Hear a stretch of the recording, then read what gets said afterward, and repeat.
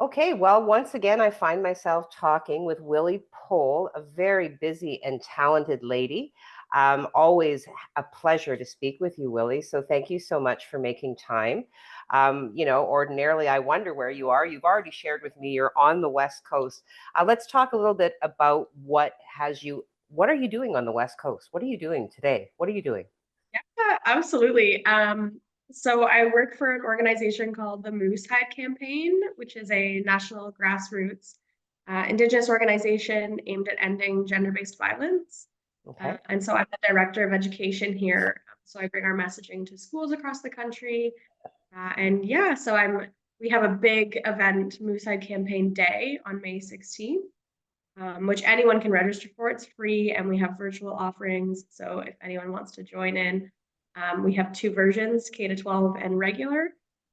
So it's literally, we have something for everyone. But yeah, I'm out here kind of planning for that and getting ready, and it's getting quite busy over here, and it's always beautiful in BC. So good to Okay, be here. so the event then that's up and coming, is that like a Canada-wide initiative or is that based out of BC? Yeah, it's a Canada-wide initiative.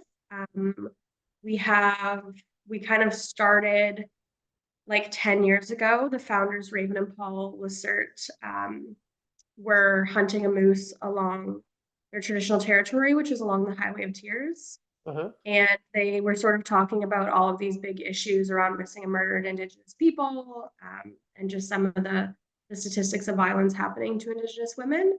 Okay. And so when they got that moose, they cut the first hide up into tiny squares, like they worked with it, tanned it and everything, and Hmm. then handed them out on handwritten cards that ask Wow. people to wear it as a symbol that you're a safe person and that you're Okay. standing up against violence. And so I think we're at about 6 million pins now, and Okay. they're Wow. an Indigenous medicine. So they're like gifted out. You can go on the website and get them for free for your business or your school, or yourself. So yeah. So just basic. Now, of course, there would be a website, likely a social media engagement piece as well. So many different ways for people who want to join the movement and show that support to reach out and become part of it.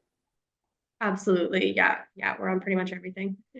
Okay, well, this segues kind of nicely into yet another part of your life that we have discussed before. And I'm always fascinated with your ability to capture in children's literature very powerful messages in non threatening language that addresses so many of the challenges that, our Indigenous people face every single day, and you encapsulate it so beautifully in these works of children's literature. So let's talk about the most recent offering, as always beautifully illustrated. um, Ogachita, an Indigenous lullaby. Did I get that right? Okay, Yeah. good. My little Okinawa. Yeah. Yeah. Okay. So now this, I read it. It's beautiful. So obviously, it's a message from an expectant mother to her unborn child. Yeah, so the word Ogichida means warrior in Anishinaabe-Moan. And so the whole story kind of reframes what a warrior is and the hopes and dreams for her little one to be a culture carrier and a language carrier and to pick medicines and to dance and to sing and to kind of just live indigenously in the colonial world. Right. And so, yeah, I actually wrote it. I think it was maybe Moosehead Campaign Day last year. It's hard because I never know how long books really take from the Right. artwork phase. It might have been the year before even. Okay. But I had watched Raven, who was had her oldest daughter now beside her, who was, quite young, and then she had, her pregnant belly, and she was standing speaking to like thousands of people at Moosehead Campaign Day, Okay. and I just remember looking and thinking like, that's so beautiful. Like her little ones are gonna grow up in this space where they see their mom as this like powerful, badass Indigenous woman who Yeah. is here making change. And like I just went home and started writing and landed on this really beautiful story. And I think writing wise, it's really unique because I really wrote it for parents. Hmm. And so it's a little bit different than my other kids' books, I think. And I really love that. It has a really special place to me. Well, and I really found it quite lovely as well that, structurally in the book, you have kept a space for a parent to write a message to a child. Yeah, we did keep a space at the front, for parents to write their hopes and dreams for their little one. And yeah, I really loved that. It was kind of a big part of it. I think, I just want the story to like inspire, especially Indigenous parents that like they're doing so many great things despite, the residential school system and the Yeah, attempted genocide and being like Indigenous parenthood, like those kids were taken from their parents, so they never got to learn what parenthood looks like.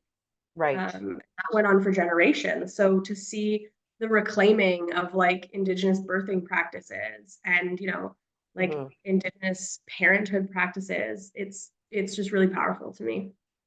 Well, and what I found interesting as well, and again, I bow to your capacity for, acknowledging the atrocities that have played out over decades, over centuries, but your ability to reference them without creating a divisive environment, acknowledging it for what it is, and weaving it into this mother's hope for what can still be. So, again, you have, in my opinion, you have a unique gift for not only being able to reference these terrible these crimes, these tragedies, but also weaving it into what can be in the future. That breath of hope, I guess, is how I would say it or say it. So really powerful. Now you always capture my heart with the artwork that is selected. Who is now? Is this an artist you've worked with before? Because as I recall, the other two books that we've discussed, the artist was different. Um, who do we have this time around? And this one's Hallie Pitchett, and she is a different artist as well. Okay, And she's based in Ontario. It's beautiful woodland art throughout it.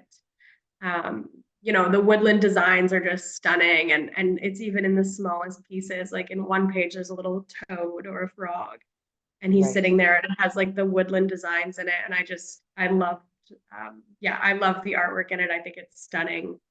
Well, it is in particular the what comes to mind is, the image of the infant, in the in its little cocoon, and the umbilical cord that leads to, what I would assume our ancestors, kind of feeding that strength, feeding the knowledge, really kind of it's very, very powerful. I also really am intrigued by the use of colors. Now, do the